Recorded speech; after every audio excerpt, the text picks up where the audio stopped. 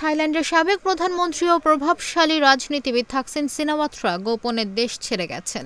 বৃহস্পতিবার সন্ধ্যায় ব্যাংককের ডন মুয়াং বিমানবন্দর থেকে তার ব্যক্তিগত বিমান উড্ডয়ন করে বলে জানিয়েছে পুলিশ। থাই পুলিশের দাবি, দেশ ছাড়ার আগে কোনো আদালতের অনুমতি ছিল না থাকসিনের।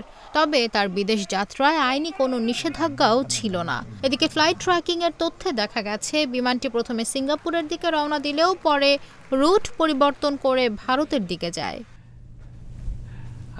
থাকসিন নিজেই সামাজিক মাধ্যমে জানিয়েছেন তিনি মূলত সিঙ্গাপুরে স্বাস্থ্য পরীক্ষার জন্য যেতে চেয়েছিলেন, কিন্তু থাই ইমিগ্রেশনে ঘণ্টার পর ঘণ্টা আটকে রাখার পর সিঙ্গাপুরে অবতরণ সম্ভব হয়নি। তাই তিনি দুবাই রওনা হন, যেখানে তার ব্যক্তিগত চিকিৎসক রয়েছেন। এই গোপন দেশত্যাগের ঘটনা ঘটল এমন এক সময় যখন থাইল্যান্ডে নতুন প্রধানমন্ত্রী নির্বাচন ও সরকার গঠনের প্রক্রিয়া চলছে। বিশ্লেষকরা বলছেন থাকসিনের ক্ষমতাসীন পিউ থাই পার্টি এবারের নির্বাচনে ক্ষমতা হারাতে পারে।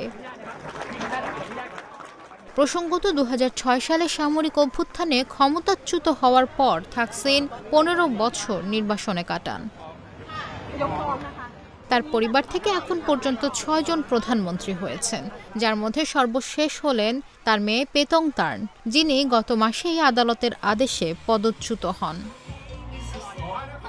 থাকসিন সিনাওয়াত্রা এখনও থাইল্যান্ডের সবচেয়ে প্রভাবশালী রাজনৈতিক ব্যক্তিত্ব হিসেবে বিবেচিত।